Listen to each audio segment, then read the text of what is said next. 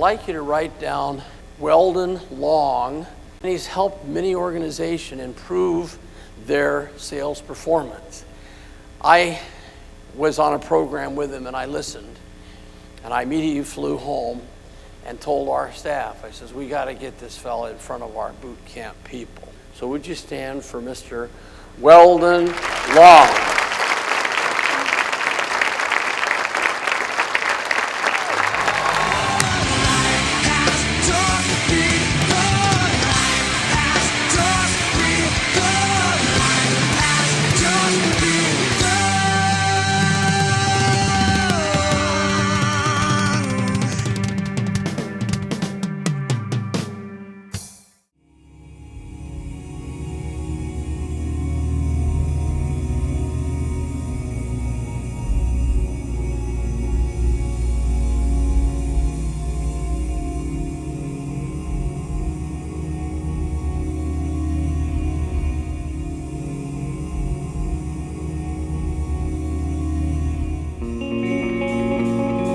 Between 87 and 2003, 15 years, 13 of those behind bars.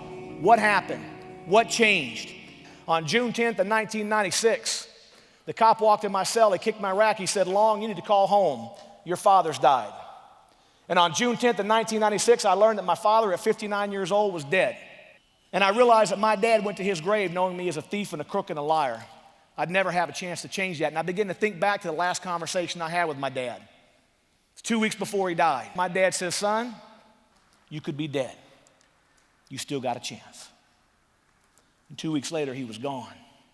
And I thought back over those words and I realized that on my father's deathbed, the nicest thing that he could say to me was at least I was alive. I came across a couple of concepts, and one of them was a quote by a fellow named Friedrich Nietzsche. Nietzsche says, we attract that which we fear. And then I'm reading a book called Man's Search for Meaning by a fellow named Viktor Frankl. Viktor Frankl said 4 words, fear may come true. And it hit me like a ton of bricks. And I said, well, maybe, just maybe, they're right. I started thinking about, well, what do I fear most? Well, I fear going back to the joint. I fear being an unemployed loser. I feared losing my kid. I feared all this being broken, homeless stuff. And what had I attracted into my life at 32 years old?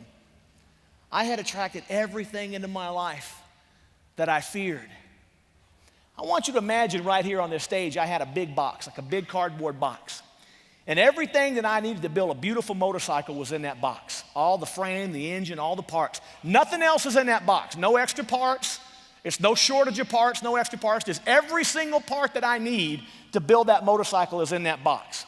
Now, assuming that I had the mechanical skills and the instructions to assemble that motorcycle, if I began to pull the parts out of that box one by one, I pull one part out and I bolt something on. I pull the next part out and I bolt right just where it needs to go, right? I don't just randomly put these things together. I put them together according to what I know a motorcycle will look like, right? I put them together according to what? My vision.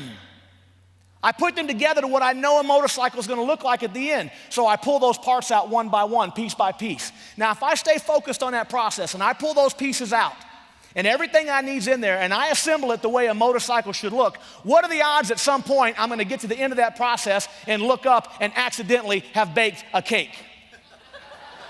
There's no way. You can't bake a cake with motorcycle parts. That box, my friends, is a metaphor for your mind. And you got a bunch of stuff in there. You got a bunch of parts. You got a bunch of components. Everything you've accumulated since you were this big is in that box. And you go through the course of your life, and piece by piece, you pull out whatever's in that box, part by part, component by component. And little by little, you're putting it together according to the vision of what you think your life's going to look like. And one day, you look up, and your life is a perfect reflection of what was in the box. You better know what's in that box. You better program what's in that box.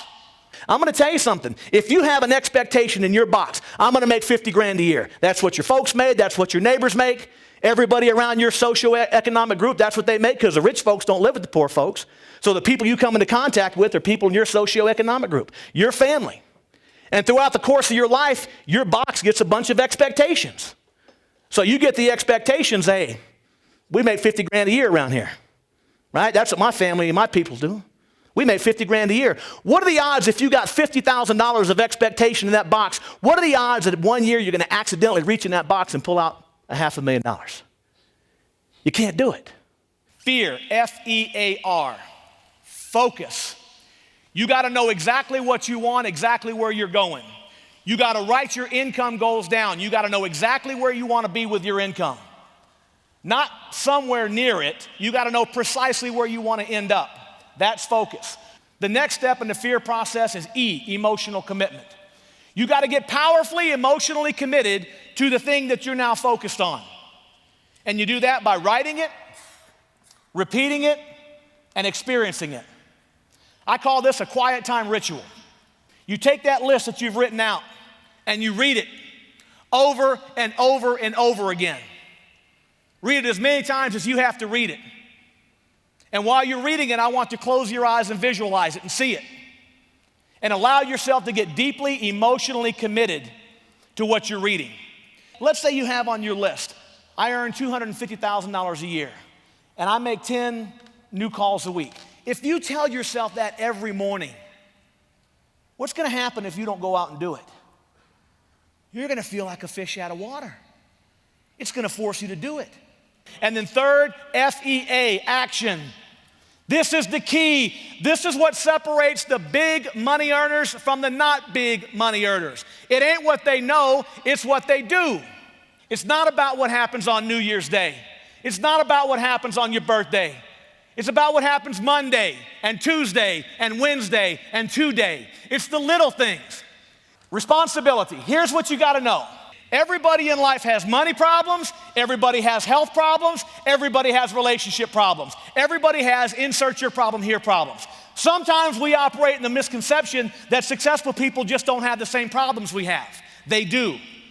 They have the exact same problems. The difference between winners and losers is not in the nature of your problems, it's in the nature of your decisions about your problems. And that's what you got to take responsibility for. What do you do when something bad happens? Your outcomes in life are a reflection of your decisions, not of the problems that face you. That's the upside of fear, my friends. Focus, emotional commitment, action, and responsibility.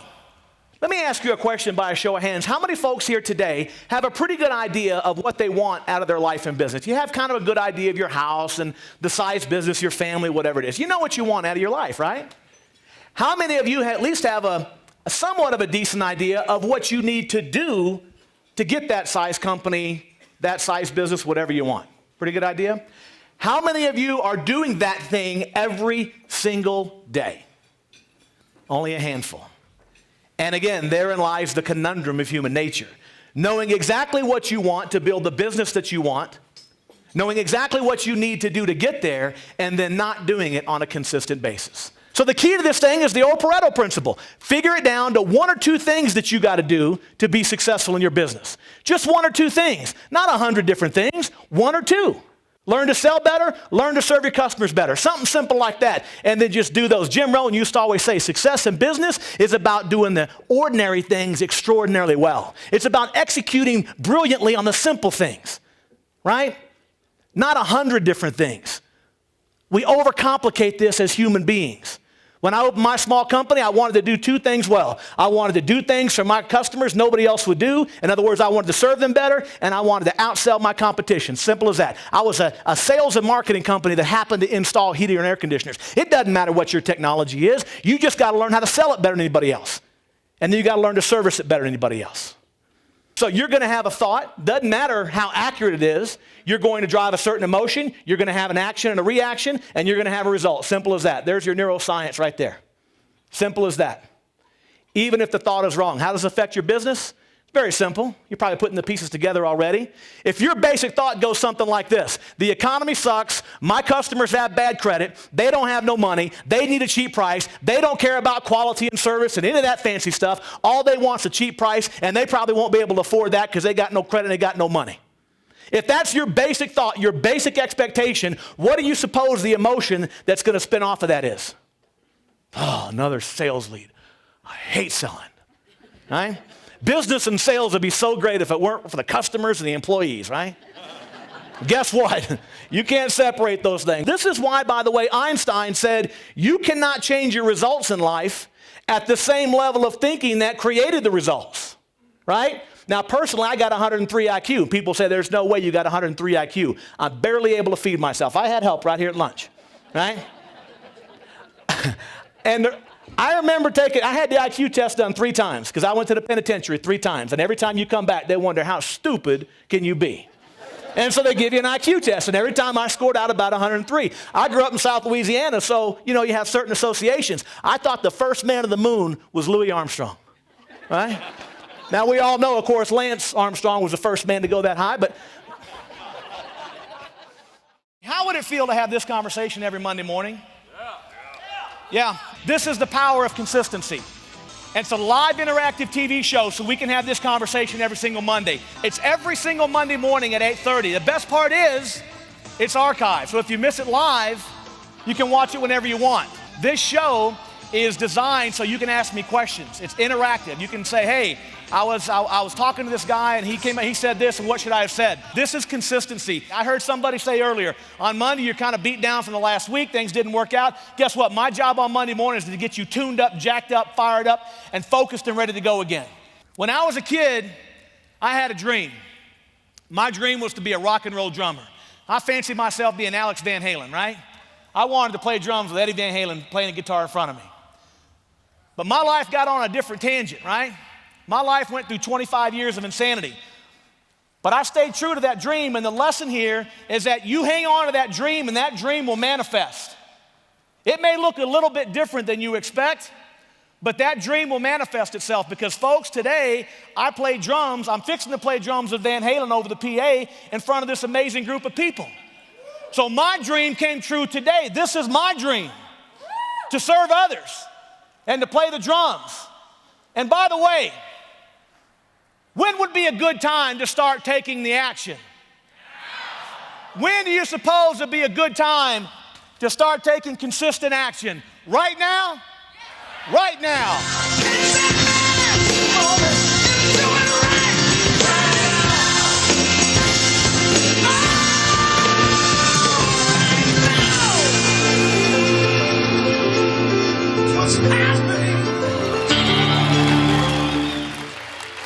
David Thoreau said, if we advance confidently in the direction of our dreams and endeavor to live the life which we have imagined, we will meet with success unexpected in common hours. Have a great rest of the week, and we'll see you on Monday.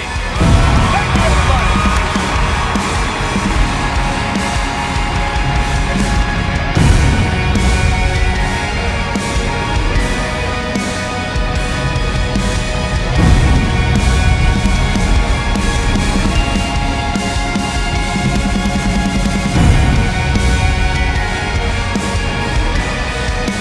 Everything that you need to do to build a life of success and wealth and prosperity, it's easy.